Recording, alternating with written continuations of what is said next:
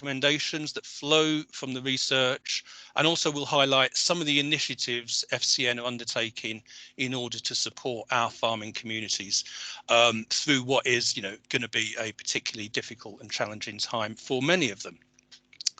After that, there will be time for questions and discussion. So we'll be able to take your questions. If you have any questions or comments, please put them in the chat at any time. Could you, if you are not already muted and your camera is off, could you please make sure you're muted and you've turned your camera off? Finally, just to say, we're recording this meeting and we will make the link to the recording available to you later on, along with our summary report, and we'll invite you to share those freely with your networks. But just bear in mind, we are recording it, and so any comments that you make may end up being publicly available. Okay, that is all from me for now, so I'm going to hand over to Becca to talk about the research. Thank you, Matt. I've just been trying to stop my computer from beeping every time everyone's waiting in the lobby, but I don't think I've succeeded. So apologies if I'm interrupted by beeping. So as Matt said, I'm Becca Wheeler. I'm a senior research fellow here at Centre for Rural Quality Research. So I'm going to talk about just some of the kind of key findings, I suppose, and summarise those for you today. But as Matt says, there's more detail in the full report. It's only 20 pages long, so hopefully you'll find it easily digestible when we circulate it later.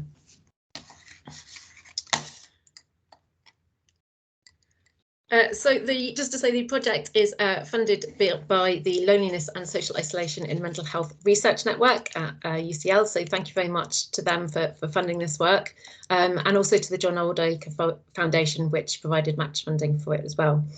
I also just wanted to say thank you at this point to everyone who took part in the research.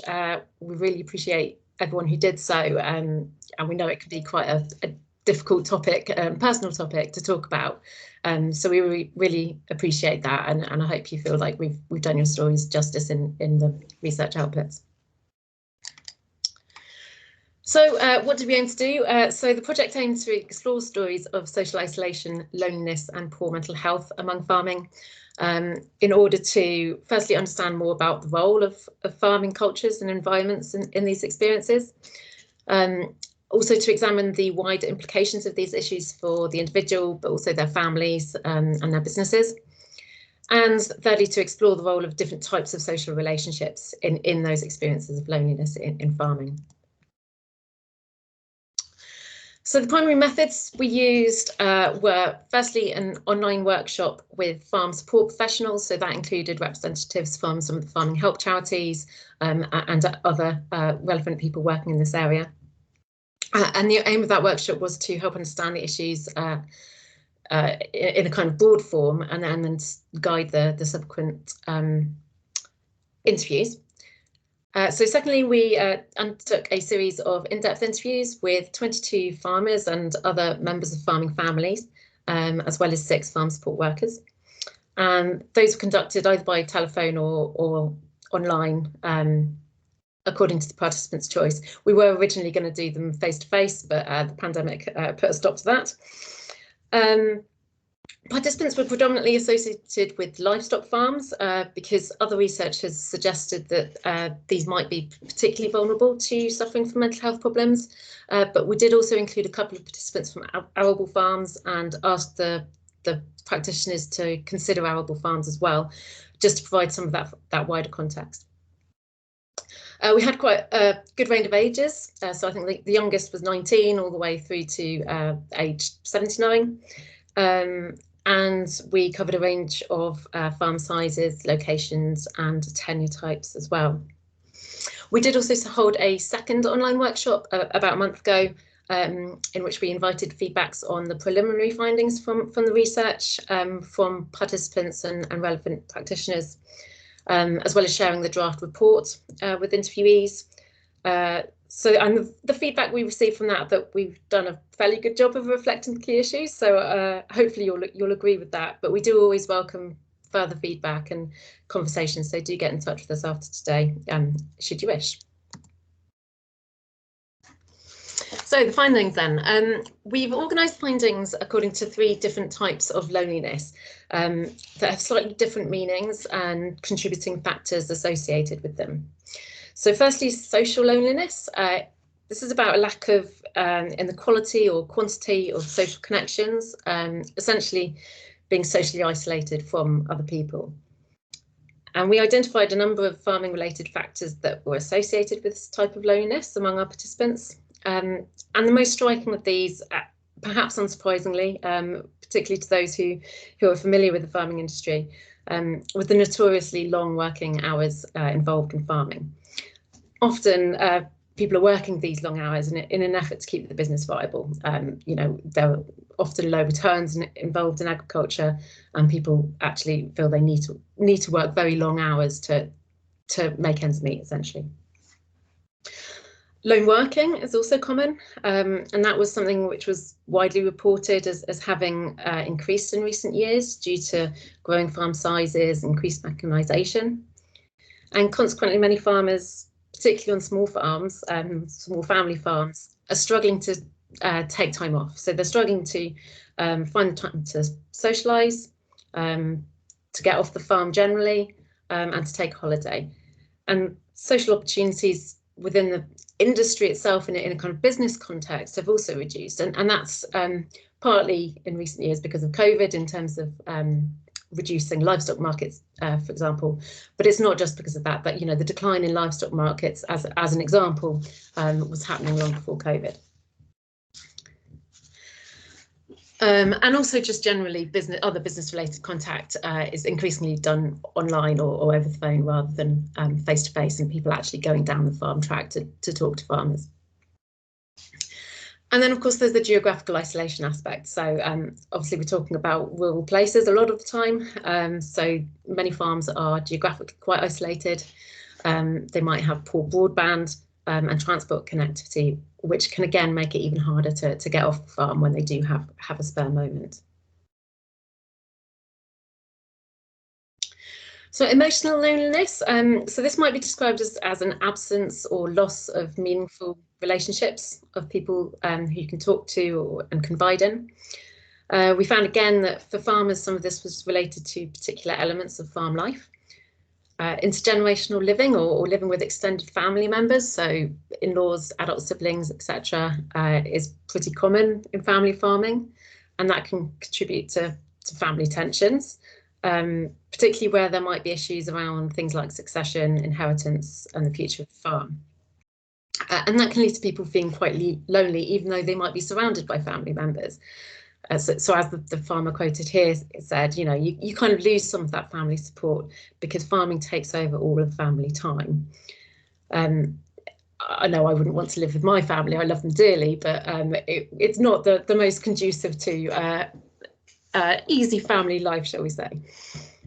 And of course, that means that it can also be difficult to discuss personal problems with family members because there's not that boundary between work and home. The farmhouse is often the office of the business, as well as being the family home. And our participants also talked about business-related stress and the impacts of that on how they were feeling, with this responsibility of decision-making and keeping the business viable, sometimes creating a sense of loneliness in itself. And emotional loneliness can also, of course, occur where there might be relationship issues or due to other personal circumstances such as bereavement or ill health, just as there are in any walk of life.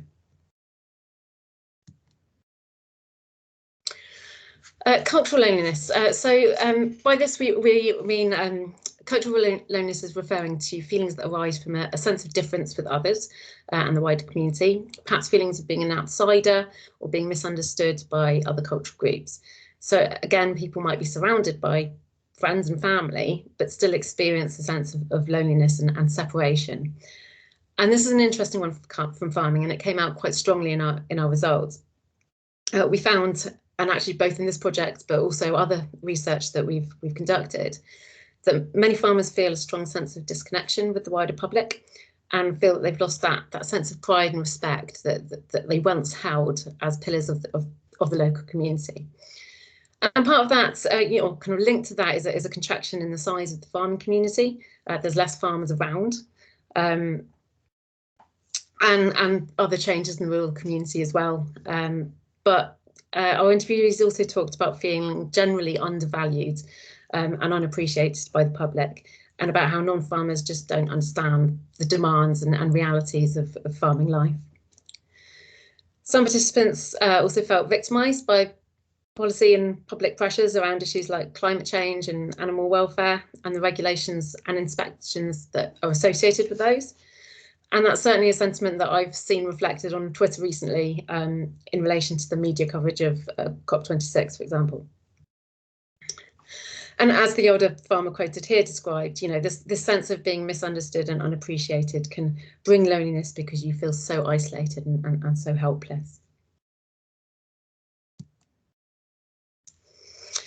So one of the things that we asked people was whether there were particular circumstances or events that commonly triggered loneliness or associated mental health problems.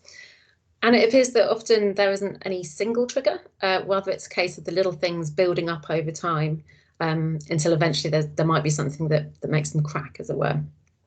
One participant described this as death by 1,000 cuts. Another one talked about loneliness slowly chipping away at her mental health. But there can be some things that do start these issues or perhaps act as the final straw that breaks the camel's back. So as you can see, that might include death of a loved one, difficult farm inspection perhaps, animal disease, rural crime. The list goes on, and I'm sure there are plenty that we haven't listed here. And we also found certain life stages as well that were commonly found particularly challenging. So, for example, returning to the family farm after being away for a time, or becoming new parents, or retiring, and succession as well.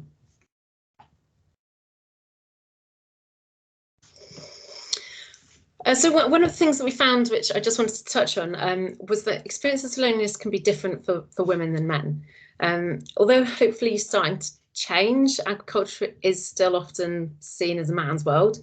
And farming roles, particularly in family farming perhaps, continue to be quite gendered. So it's often still the man who goes out to work on the farm, whilst the woman looks after the home and family. But she might also be dealing with the financial and paperwork side of the business, and sometimes working in diversified enterprises and off the farm as well. So all that can make it quite difficult for women to get off the farm and interact with other people and socialise, particularly where they are rurally isolated or where they're looking after young children as well. And actually some women talked about non-farming employment being quite beneficial in that respect, because it actually automatically gets them off the farm and gives them an opportunity to talk to other people. So we're not saying that women necessarily feel any more or less lonely than men, but just that there are often different factors that contribute to their experience.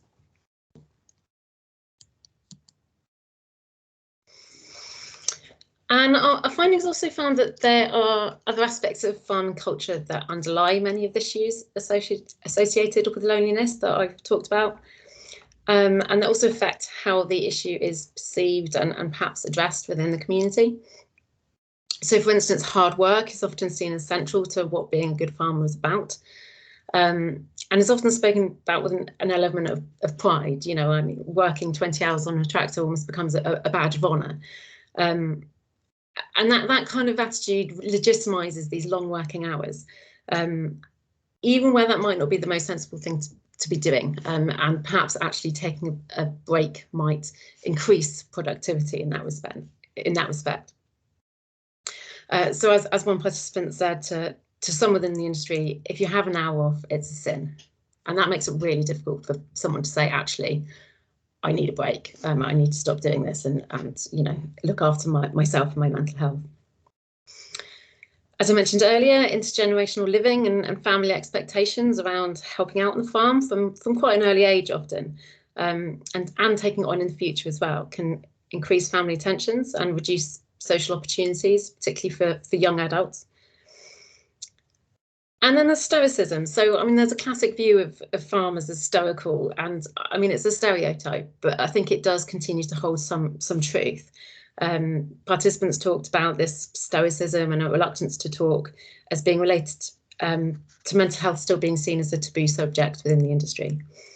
As one of our participants said, you know, a farmer is very proud and very good at hiding stuff. That said, we don't want to present farming culture as purely a negative thing, because it's not. It's certainly not all bad. We also heard some really positive stories about farming providing a really cherished way of life that can create high well-being in many instances. And some participants also talked about how growing up in a farming family was really key in instilling a good work ethic and building their character and resilience. And others talked about the close-knit nature of farming communities, meaning that, you know, friends and family will often rally around if they can see that someone is struggling and needing help.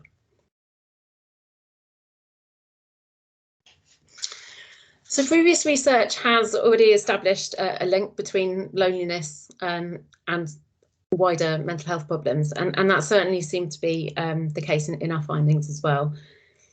So of course there are different levels of loneliness, and temporarily feeling lonely might not be too much of an issue. I think most people feel lonely at some points in their lives.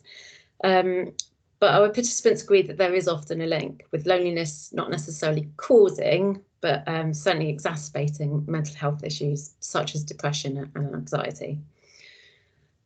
Some talked about having too much time alone leading to overthinking and spiraling of negative thoughts. And others talked about how depression can also exacerbate loneliness because it can lead to people withdrawing from or feeling anxious about social situations, which of course prevents them from making new friends, for example.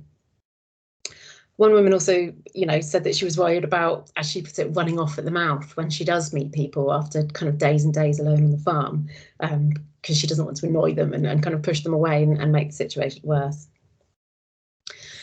And of course, you know, incidents such as a close family death can also lead to people withdrawing and stop speaking to people. And it's that kind of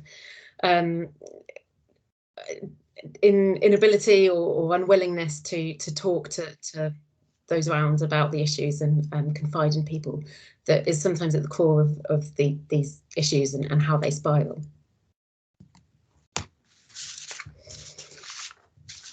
So we also heard examples of links between mental health, including loneliness and physical health.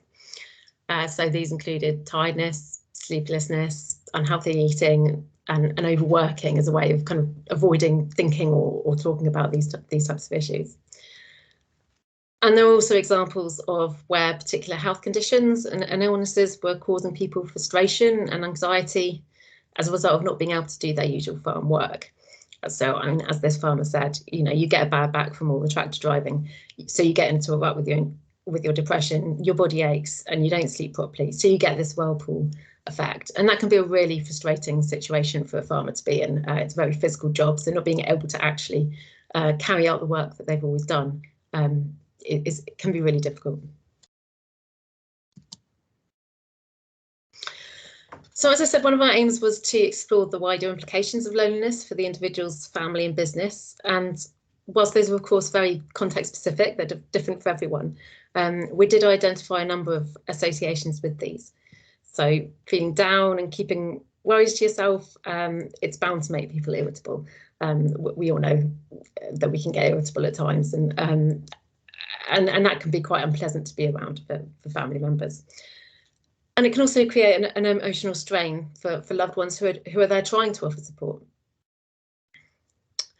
The long working hours that we identified as contributing to loneliness for the farmer can also mean less time spent with the family. And some participants talked about feeling sad at not being around whilst their children grow up because they're just out on the farm working all the time. There might also be an increased workload for others on the farm if poor mental health does affect the individual's working capacity. And unfortunately, all of this can culminate in relationship strains or breakdowns. And again, not feeling able to confide in people is often a key part of this. So implications of poor mental health for business included falling behind with paperwork, making mistakes, generally being less effective, missing business opportunities, neglecting some of the farm work or animal welfare responsibilities in some cases. So loneliness isn't necessarily the key driver of these types of things, but again, it can certainly play a role, particularly where someone doesn't feel they've got someone to confide in. The quote here, for instance, is from someone who is concerned about their neighbour, because he could see over the fence things that were happening on the farm that shouldn't be happening, that had never happened before. But he couldn't persuade his neighbour to talk about these issues, and eventually it all got worse until it all came out that, you know, he'd got into a real muddle about his paperwork, about BPS. It all got that's basic payments theme, all got completely on top of him, and he'd split up with his wife ultimately. So these issues can really escalate, and with the business difficulties impacting on the mental health and vice versa. So the people that we spoke to weren't necessarily all currently experiencing loneliness. Most had either experienced these issues in the past, but were now in a much better place, or some had kind of supported others in facing those issues rather than necessarily being through it themselves. And that meant that participants were often able to talk about the types of things that they believed helped to mediate or cope with loneliness. Many talked about the importance of having regular social contacts and getting off the farm, including taking proper time off from farm work. Socialising and talking with other farmers was felt to be helpful, as it gives people the chance to share their problems, and perhaps show that they're not alone in the kind of farming challenges that they're facing, and providing a sense of solidarity in that respect. On the other hand, though, some participants talked about how important it is to have non-farming friends, to get off the farm and talk about something completely different, completely unrelated, and kind of have a break from all that and gain a wider perspective on things. There were also some good examples of where people were able to combat loneliness from building relationships with people in the community, and from chatting to non-farming people, passers-by, and inviting children onto the farm to see the animals and things like that. And some participants also talked about what we might call self-help strategies, so things like reading about mental health to understand the issues more, watching YouTube videos, as well as things like listening to podcasts or you know, just to take their mind off things.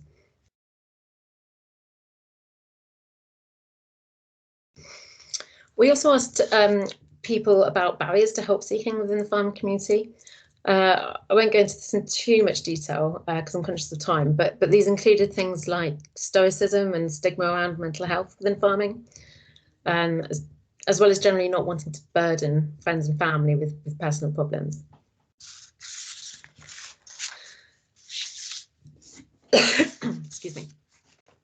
In terms of professional support, there's also a reluctance among farmers to visit their GP. There's a whole range of reasons for that, but it can be because of dislike of medication, a fear of getting their shotgun license taken away, perhaps, if they're diagnosed with depression, or a general feeling that GPs just don't understand farming and there's no point in talking to them about it. Lack of time is a big issue as well, and there also appears to still be a lack of awareness in some cases about the types of support available to farmers. Often help isn't sought until things get really bad, so seeking professional help is seen as a last resort.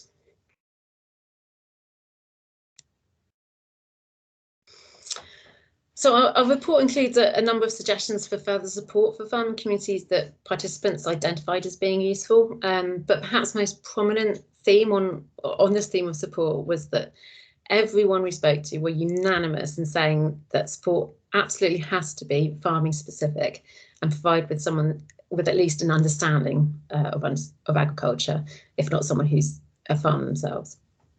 As the man quoted here said, you know, I don't think those who haven't been involved in agriculture can relate to the problems at all. When I speak to non-farmers, I just feel like I'm banging my head against a brick wall. There was consistent praise for farm support organisations, a number of participants had previously sought support either from Community Network or OABI or other local support networks, and said that they found their help invaluable. But I think whilst in some circles, those farming help charities and others are relatively well known, there's still actually a huge scope for further awareness. Some people were still not aware of those charities and other support that might be around. And encouraging people to seek support at an earlier stage is also really important.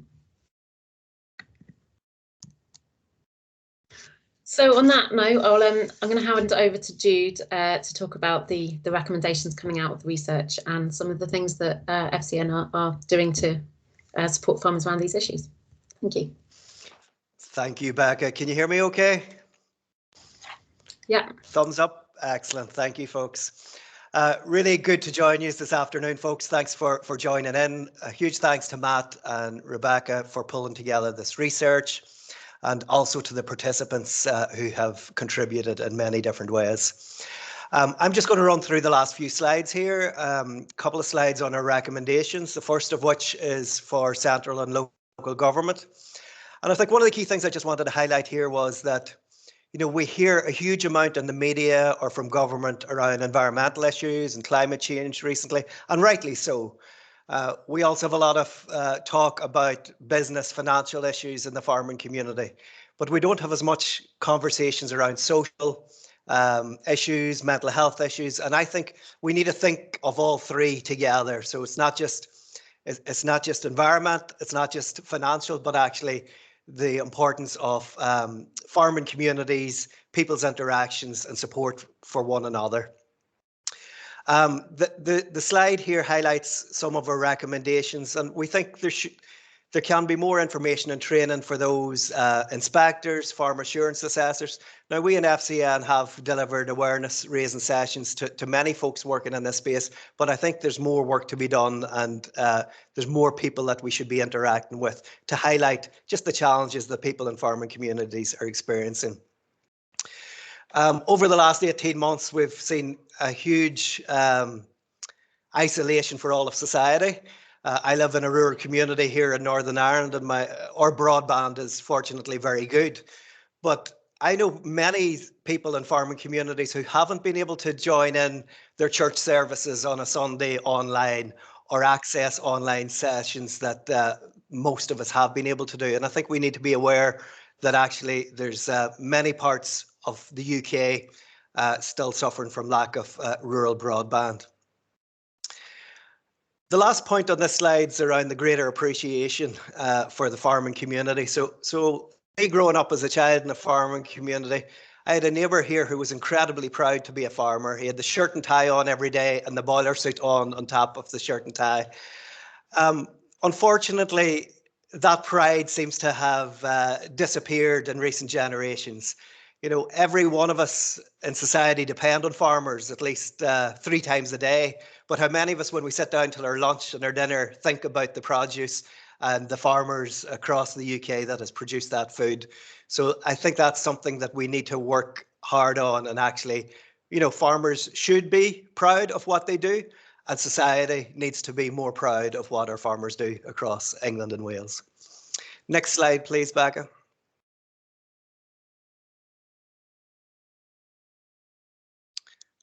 Okay, so the next slide, some recommendations for organisations, farm support organisations in the farming community more wider. Becca touched on the fact that sometimes we in farming would brag about, you know, 40 days on the trot during harvest season without a break or without a day off, or working incredibly long hours. I think we do need to see a bit of a cultural change in our farming communities where actually, you know, it becomes, you know, supportive of people who take a little bit of time away from the farm or take a couple of hours off on a Friday evening. I know one farmer who he takes himself off the farm every other weekend. Somebody else comes in and does the milking for him.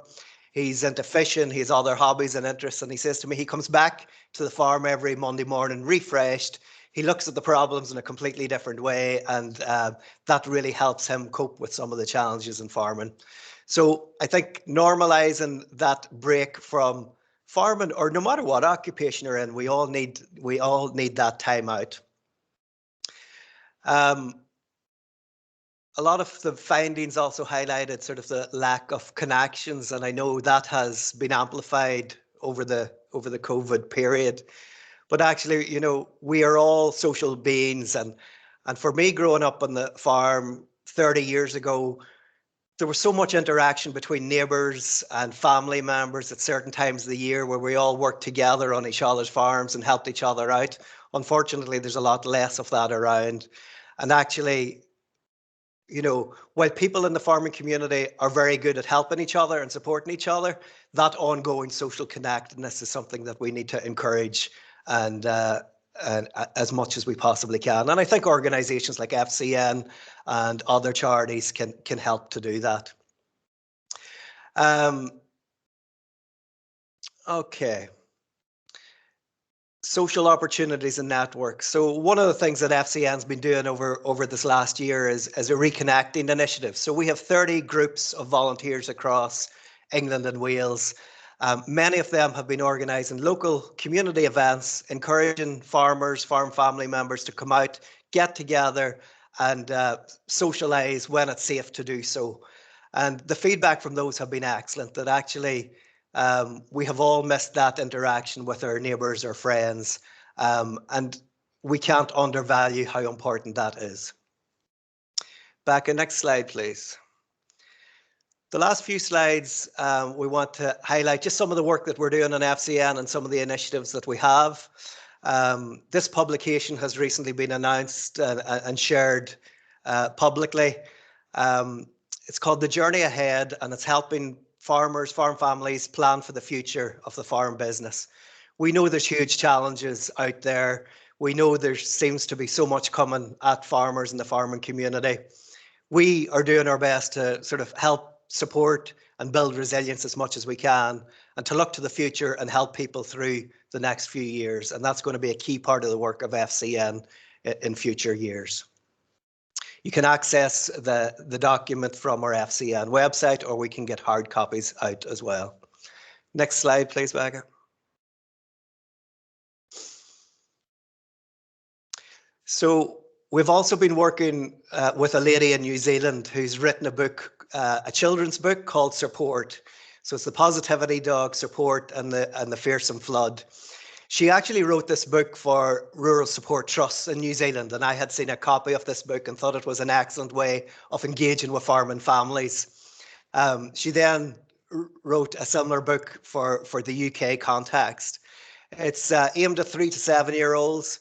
And really the idea is that we get parents reading these storybooks to children in the farming community, maybe children in rural schools and farming communities having this story told. And it's all about promoting resilience, adapting to change. And, you know, there's some very useful activities within the book that we encourage then the children and the parents to do together, one of which is a joy jar. So a very simple activity: write down on a piece of paper what makes mum happy, what makes dad happy, what makes the children happy. And you put that into the joy jar, and when the problems hit or there's a major issue with the farm business, go to the joy jar, pick out what the family would like to do. So, you know, a trip to the beach on the Sunday, or go and get fish and chips, simple things like that, but actually encouraging positive health and well-being in the farm family. So that's going to be launched next month.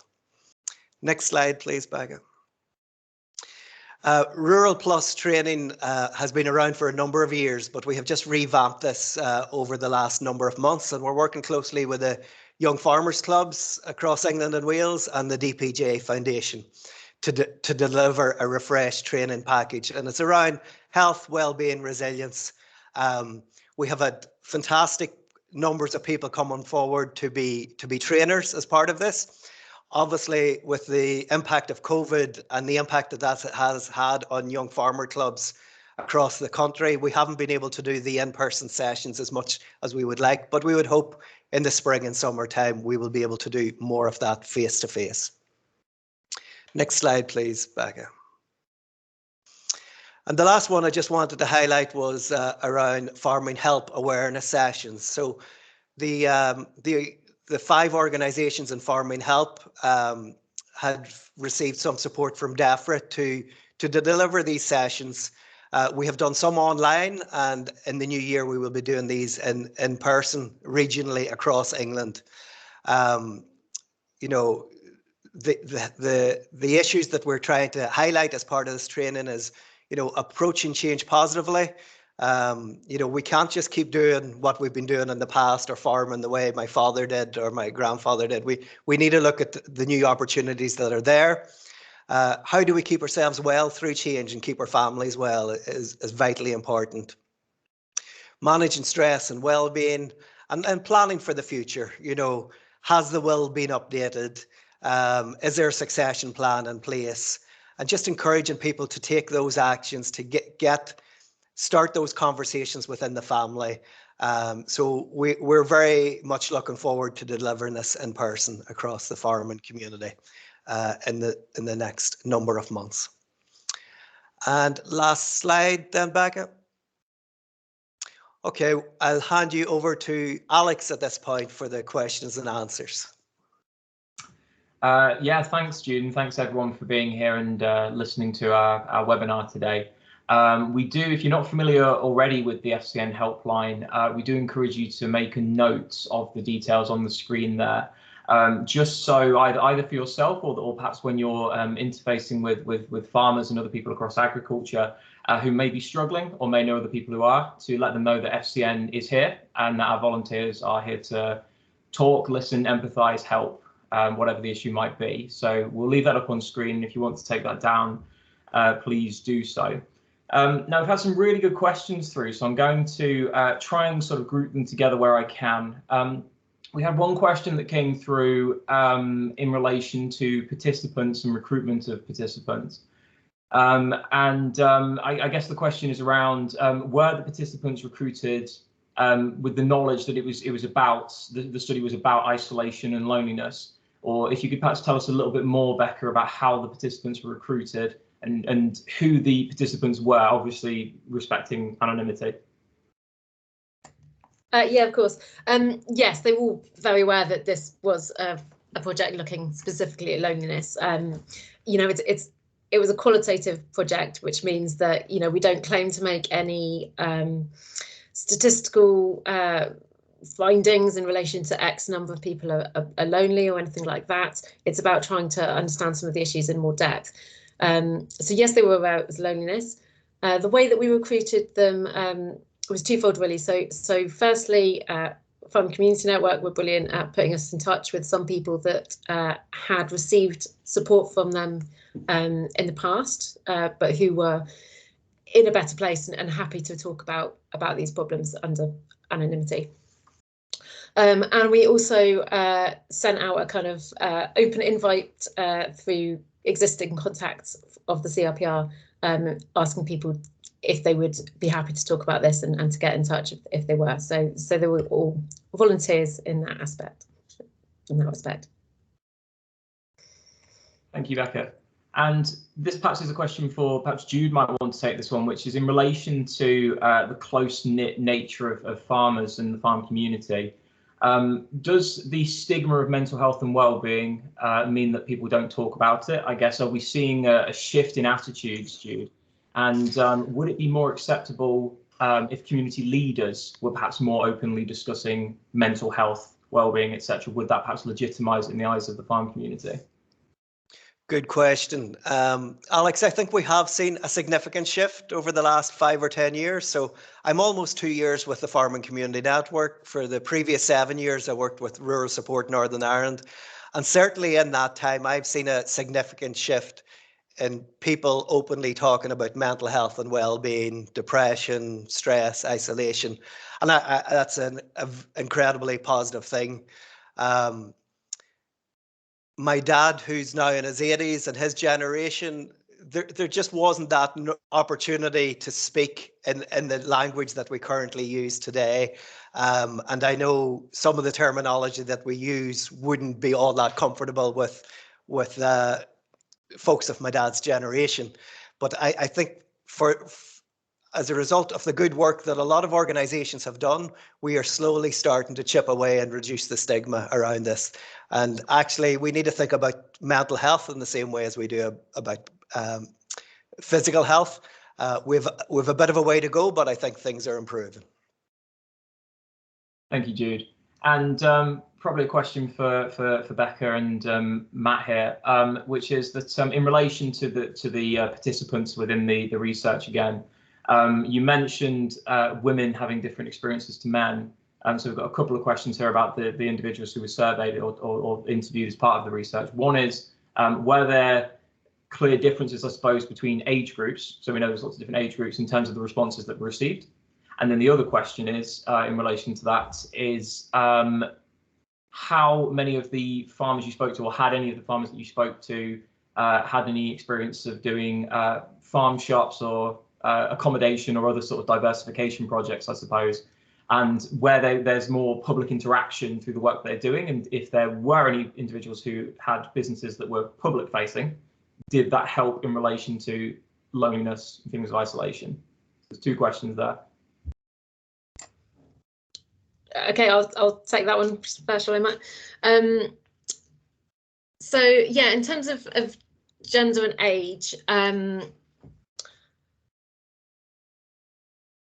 I'm trying to remember the first question now. Was there any differences?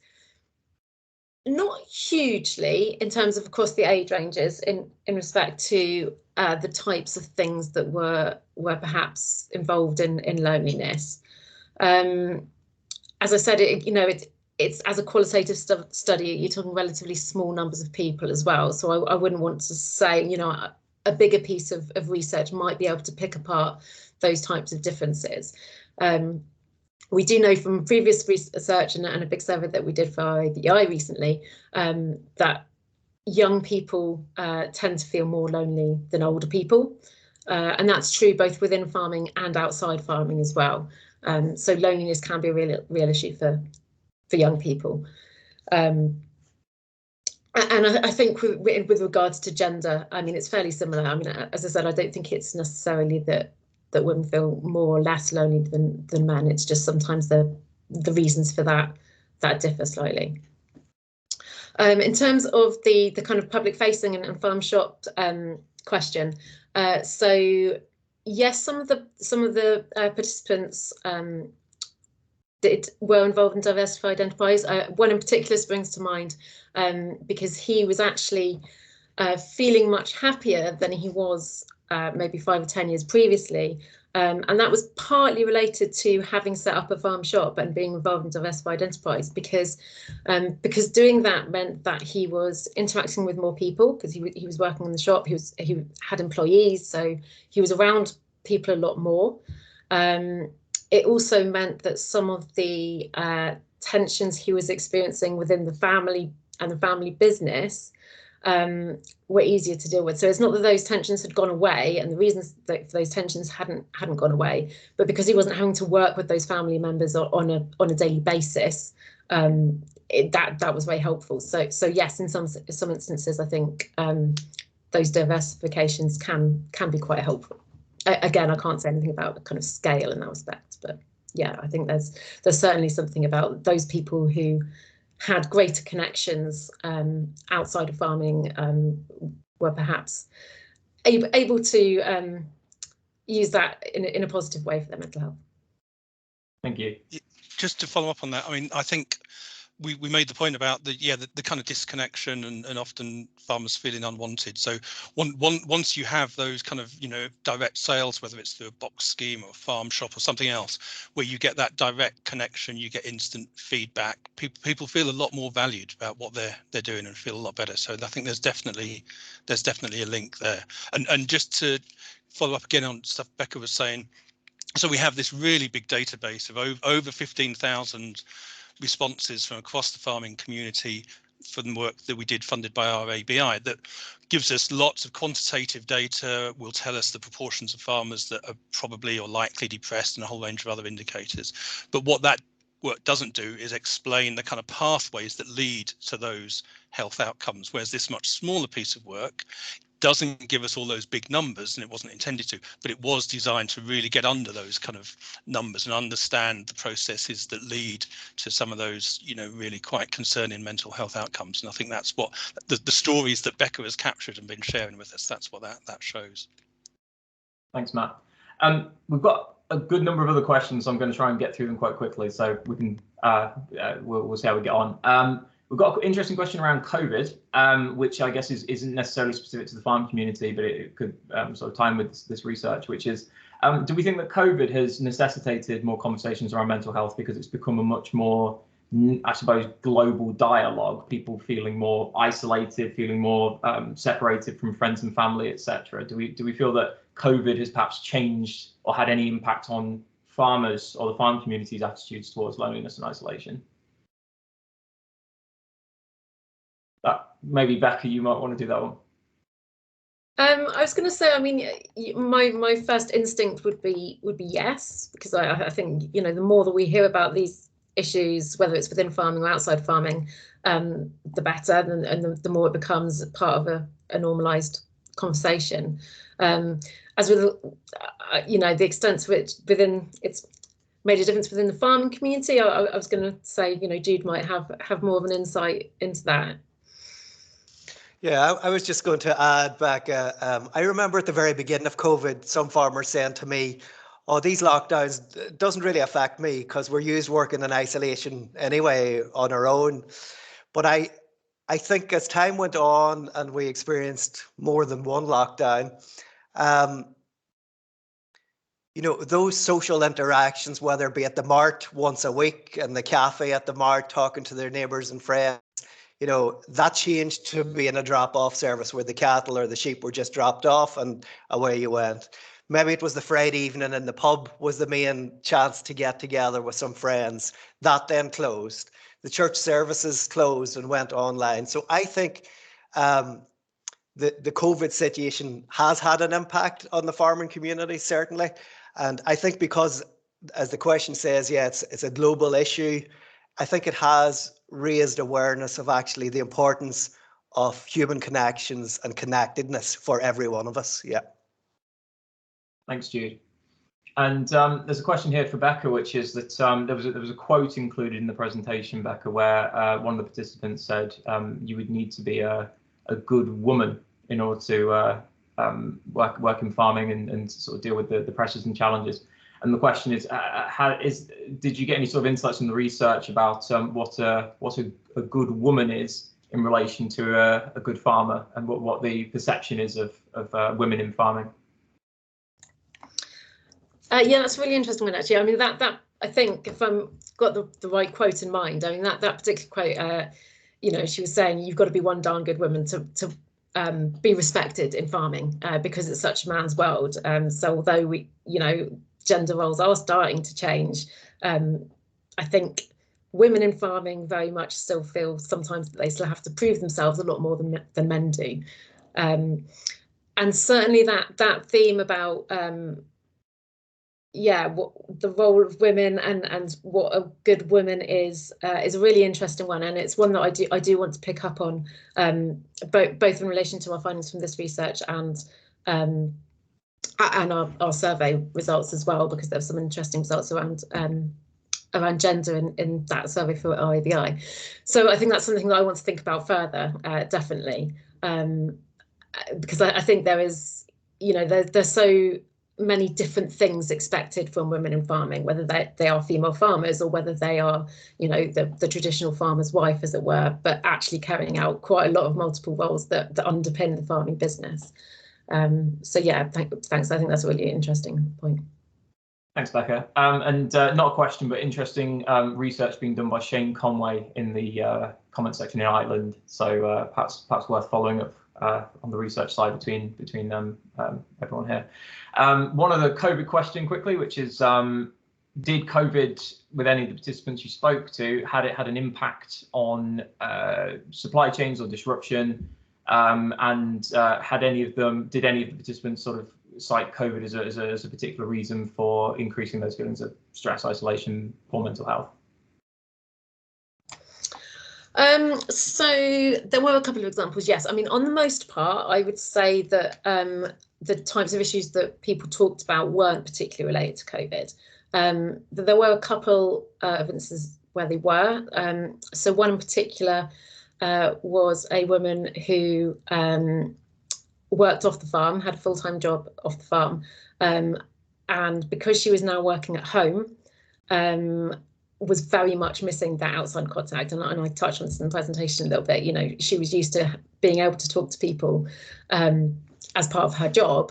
But now that she was working at home and doing everything online, she was getting pulled into the farm work a lot more. So she was having to juggle things a lot more than she was. And she was feeling much more lonely and isolated as a result.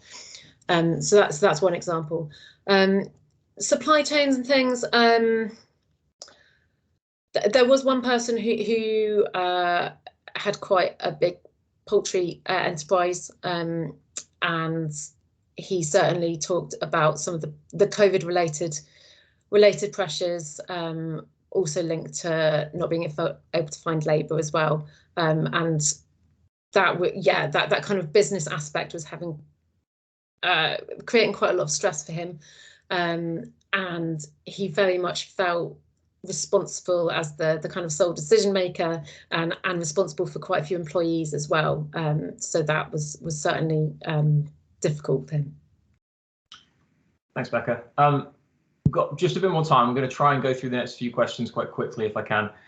One question is around, I suppose it touches on the recommendations, which is there's lots of scope here for what could be done next and next steps. So I guess what are some of the strategies we could do, or perhaps if you could just talk a little bit more about some of the key recommendations from the research, and about kind of what we or what members of the public could perhaps do to try and help. No one's jumping to answer that one. Matt, you want to go for that?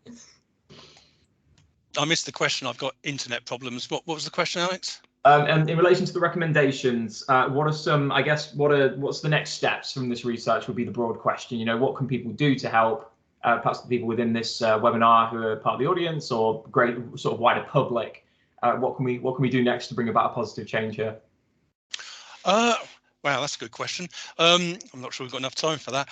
I mean, I think one of the things we can do, first of all, amongst the wider agricultural community, is to have people in leadership positions talking about these issues, normalizing the conversations, and helping to bring around this kind of cultural shift that we've been talking about, so that, you know, taking time off the farm. I mean, that example that you gave was excellent about the benefits of you know, having a break. There's nothing wrong with having a break.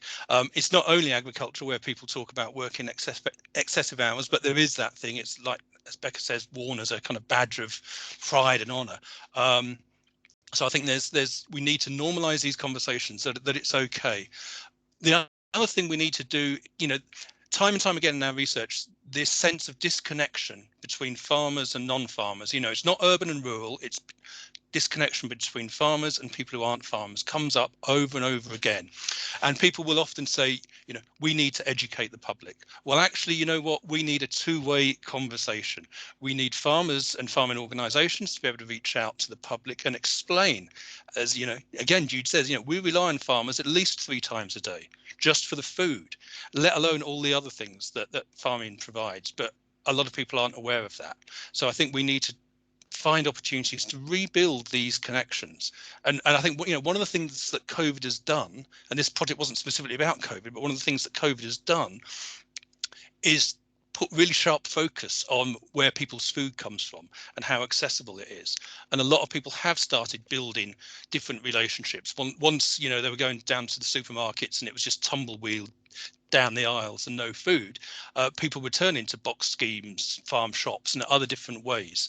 And so people are starting to recognise how important farming is. And obviously there are programmes. I see somebody put in the chat about Clark's, and, you know, there are things that can be done in the media to help illustrate to people just how important farming is, but also what a difficult life it can be for many farmers. So I think there are 2 things that need to be done and can be done, you know, relatively easily and done straight away.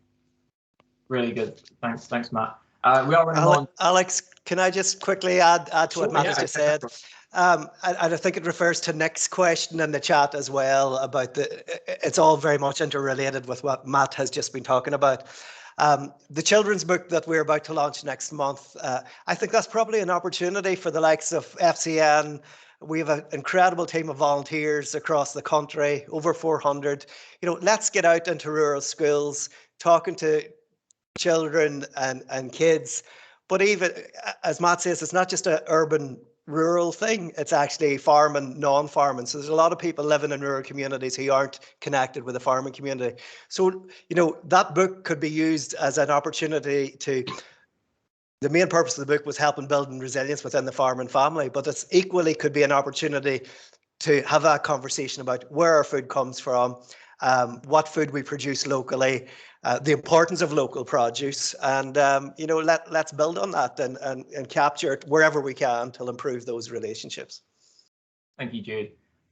We'll just sort of wrap up here. There was one other question about the relationship between trying to be respectful of people's confidentiality in research like this, that's very sort of personal and in-depth, but also being able to tell those stories so that the wider public becomes aware. And it's about sort of making sure that you're looking out for the well-being of the individuals, the sort of case studies as we perhaps describe them, also making sure that they aren't put off from coming forward for support by feeling as if they're being sort of exposed publicly.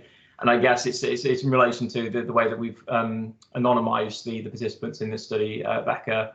It's hard, if not impossible, to identify who exactly these people are. But also it's important that the farming community does feel that they can come forward and talk about the issues, because there shouldn't be any stigma about it, and it's all part of trying to break that stigma down, I think, isn't it? That being able to admit if things aren't going so great, you perhaps need support, you need that help.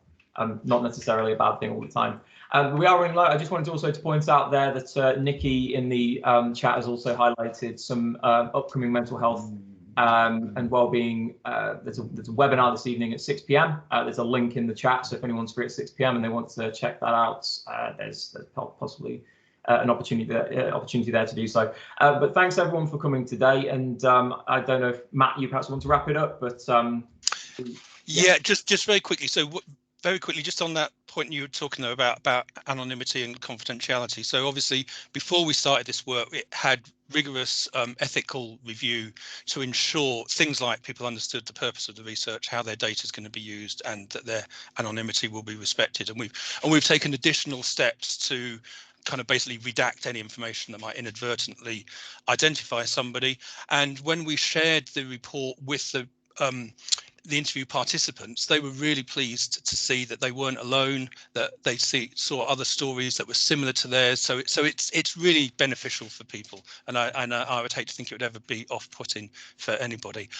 Just to wrap up, just to say thank you very much, everybody, for taking an hour out of your day to come along here, and for all the really interesting things in the chat. There's lots of questions and suggestions and things, so we'll need to take a bit of time to mull over this. Thanks to Shane Conway for his comments. It would be nice to see you again, Shane.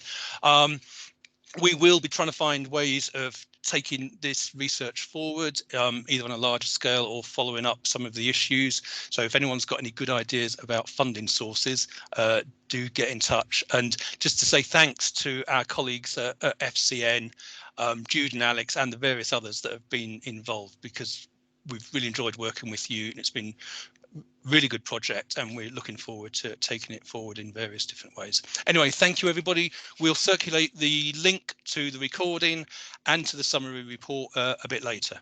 That's it. Bye. Thank you everyone. Take care.